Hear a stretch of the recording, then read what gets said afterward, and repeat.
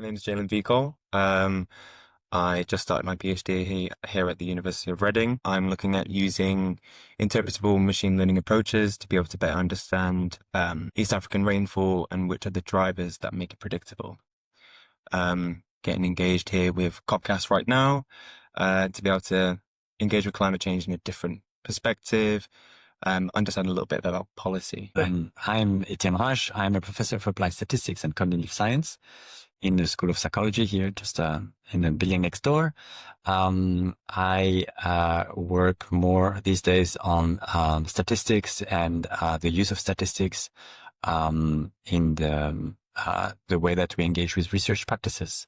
And because I have a technical engineering background, I follow much more what is going on in the world of AI. So my project, I'm concentrating entirely on East Africa and the predictability on sub-seasonal to seasonal scales. So we're looking specifically at Ethiopia and Kenya, and the work I'm doing feeds into two larger projects, that being Power Kenya, which is looking at the use of renewable energy in green transition in Kenya, looking at forecasting on a sub-seasonal timescale of winds. And in Ethiopia, it's concentrating on flooding, specifically in the Awash Basin, after having conversations beyond myself, but conversations regarding where are the critical regions in Ethiopia which are affected, what do we need to understand better.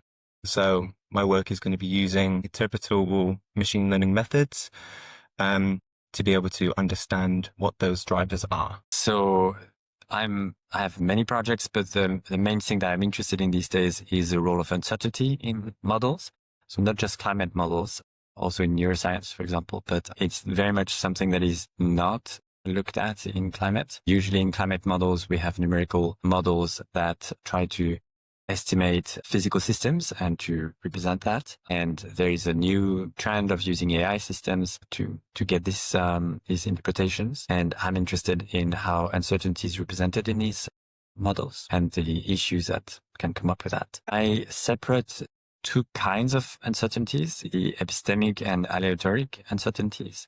For me, the epistemic uncertainties relate to the uncertainty intrinsic to the models that are related to the data or the parameters or how the algorithm is shaped. And the aleatoric uncertainty relates to the infrastructure on which we run the models. And this is a component that is not typically looked at. Everybody thinks that a computer does what a computer does, but there are reproducibility issues with the way that models are implemented on the hardware. So if you were to run a computer model on a Windows computer, it wouldn't necessarily run in the same way on a Mac. So this is another kind of uncertainty which I think plays a big role. This feeds into some ongoing conversations regarding the reproducibility crisis, no? So the reproducibility crisis has to do with the fact that these days in society, we're very much driven by quick win, or we want more publication, quicker results, without really taking the time to look at the results we already have and try to make sure that they're robust enough. And so that has led to big items in the news where very big studies have failed to replicate. And I think that the fact that we're using statistics, complex models, AI just makes things even worse. So I think understanding uncertainty as part of results is absolutely critical, because when so much is feeding upwards, it's anything. If you're looking at the IPCC and how that determines decision-making processes, right, it's you need your results to be rigorous and to minimize that uncertainty, or at least understand what the uncertainty is, where it comes from, and why you have it.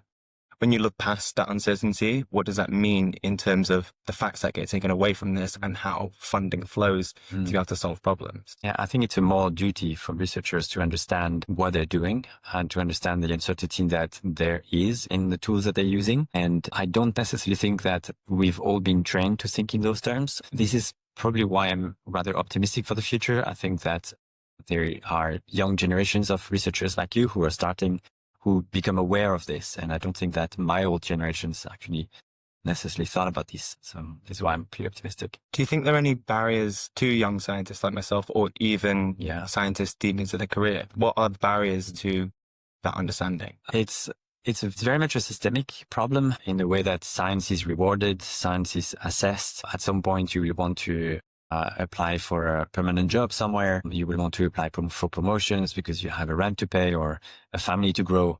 And the incentives do not allow you the space and time to really think deeply about what you're doing and try to replicate and spend the time doing things. Society is very much pressuring us to produce more quickly. And that is definitely a challenge that I think we're going to see. I think for my own personal experience with this, in an undergrad setting, it's very deadlines, produce work. And I've come in transition period with ChatGPT, where starting my undergrad, I got years deep into coding and building fundamental skills. I did my placement year where we weren't allowed to use ChatGPT. So I've built my fundamental skills in coding, and coming back to do my final year of my undergrad, exploring ChatGPT and seeing what it was capable of, it was very interesting in a sense, being able to go further and further with projects because I have this tool available to me and deadlines are looming.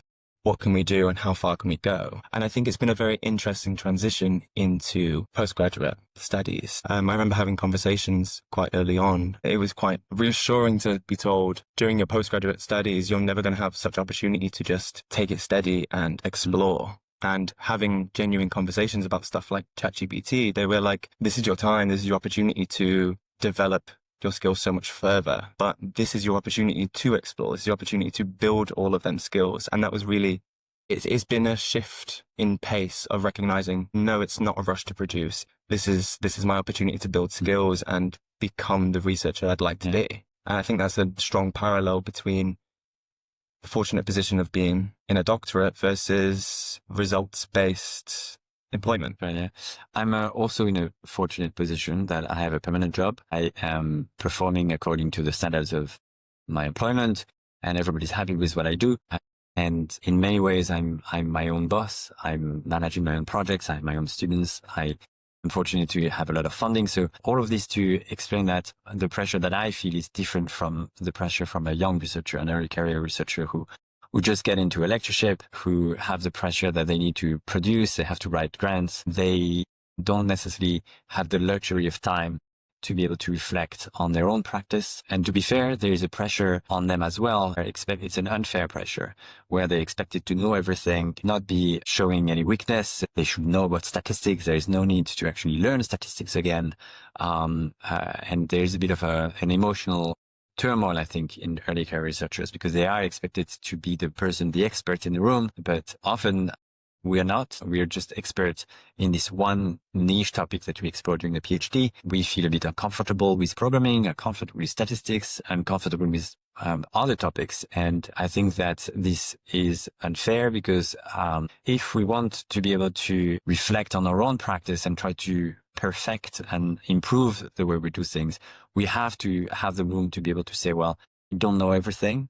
I want to learn new things. I just need 6 months to learn statistics this way or 6 months to learn Python or programming. And I don't think this is something that is afforded to everyone. I dare say there's quite a rush around everything. If we're specifically looking at like AI models, if you're looking at weather forecast models, it seems everyone is coming out with a new model and it's a race. If you look at language learning models, it's this model has this update, this model competitive. It's everyone's in a rush to have the best product. First out to market. Yeah. It's important to think about the things that you're missing when you're rushing like that. Way that people learn. So AI is not a new thing. It's been going on for 60, 70 years.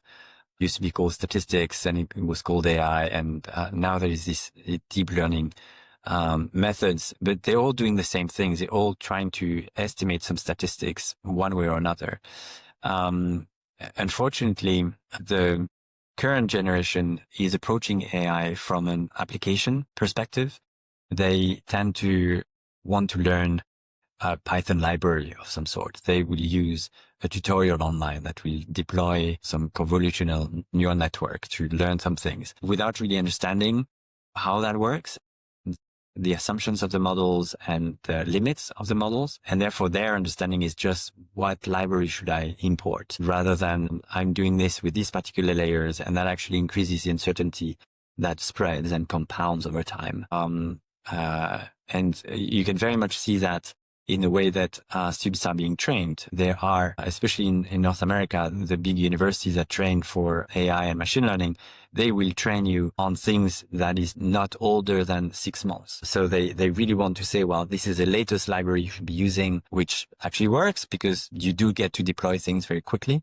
But in order to move and have an impact in 50 years time or 100 years time, you really need to build a statistical intuition of how these things work. And that is not by just jumping on the latest craze about some Python library that seems to be, or a new programming language like Julia or something. You have to understand the conceptual and theoretical mechanisms that underlie these techniques. That's really important. Also, when with a lot of machine learning models, that the results from that are very abstract. It's what do these values actually mean? Whether it's like Shapley value or loss functions, it's what do these values mean and how do you transfer that to actual meaning? And there is absolutely such a rush for the newest thing where it was quite nice to come into this project and to be told we're not diving in for the newest thing. It's actually these statistical functions, like as a machine learning concept, this isn't new, but people haven't used it in meteorology. It's new in our field. And I think that's really interesting. It's not to say going back to basics, but if it's not broke, why are we fixing it? Why are we pushing for constantly the newest thing where what we have already can extract real value? Explainable AI or interpretable AI is definitely part of these, the consequences of these ideas, where we have produced models made of millions or billions of parameters, and we don't really know what they're doing or how they're making the decisions that they're making. So interpretable AI is actually quite a big issue, I think, especially when it is related to tangible decision that we make about mitigation strategies or adjustments or even policies, right? Reports on IPCCs. IPCC has been grappling with this notion of uncertainty on which word to use to say that this is very probable or less probable. And so they worked out an ontology of these models or how to speak about these things. And I almost feel that they have to redo the same work about AI because it just messed up the landscape of how we can speak about things. I think you hit on something really interesting there in how we need to be, as researchers, very careful about how we communicate results, that the positive, negative aspects of this has a small probability or this is unlikely. And AI doesn't allow you to do that because AI will give you an estimate. It doesn't give you a probability of how sure the AI is. And that is something really critical. You've done a lot of work with psychology. You're in psychology, very interdisciplinary. Right. Do you have any more thoughts on that in terms of the language use in research? Unfortunately, I don't have a clear answer to that. I think that researchers are humans after all, and we're also limited in the way that we are able to understand what we're doing and how to communicate about it. We have our own biases. We like to be right. We like to confirm what we thought was right.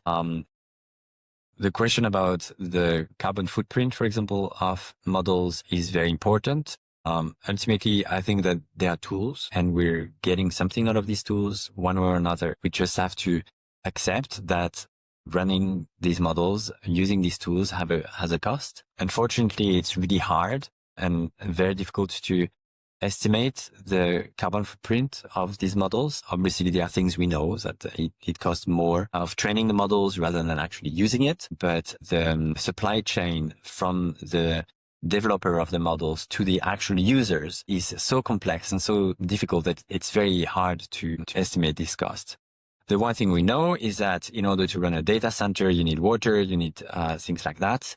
And that has knock-on effects that we should be able to mitigate because we know that is going to happen. But then it becomes a governmental decision, policy decision on how to mitigate these things. Specifically looking at the cost risk analysis, this COP30 climate change AI have, I believe, officially launched with intentions of helping to incorporate AI into infrastructure with intentions of battling climate change. I mean, they've got a whole list of all of the industries and the different ways it can be supported, be it like my own industry in meteorology, like using AI to be able to understand better atmospheric processes, but extending into using AI processes to be able to better identify methane leaks and being able to make these different kinds of predictions. And I think that really does come down to like that cost risk basis. It's the cost of using these tools, but how much we're going to gain from it. And I think it's really interesting to see how in so many different places AI can be really beneficial. I do think so. AI is just a tool, and just like at any tool, there will be consequences in you using it. At the moment, it's such a new technology. There is such a push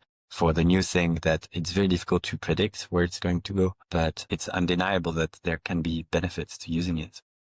One misconception that I think would be worthwhile noting is the idea that AI is right and that the models produce results that actually make sense. We've seen that with the large language models. They tend to hallucinate and they produce things that look nice, but actually when you look into it a bit deeply, you'll realize that actually it's a bit weird and sometimes completely wrong. And this situation that we observe with large language models is the same that what we would observe with other AI models applied to climate, especially if they're using the same technologies, same deep learning methods. It's not because the large language models and the output is words that they are not related to other models that predict numbers. It's the same process under the hood. And I think if we were to disregard everything that can go wrong in the process, I think it's naive to think things are fact. Even data itself, that's never fact. It's a representation of reality. I'm having to decide between which precipitation data I'd like to use because of how they differently represent things, because one has rain gauges on the ground and there's benefits to both. Neither of them are correct. They both show different things. And it's having to make them decisions about which data am I going to feed into my analysis, and then that giving a different version of events.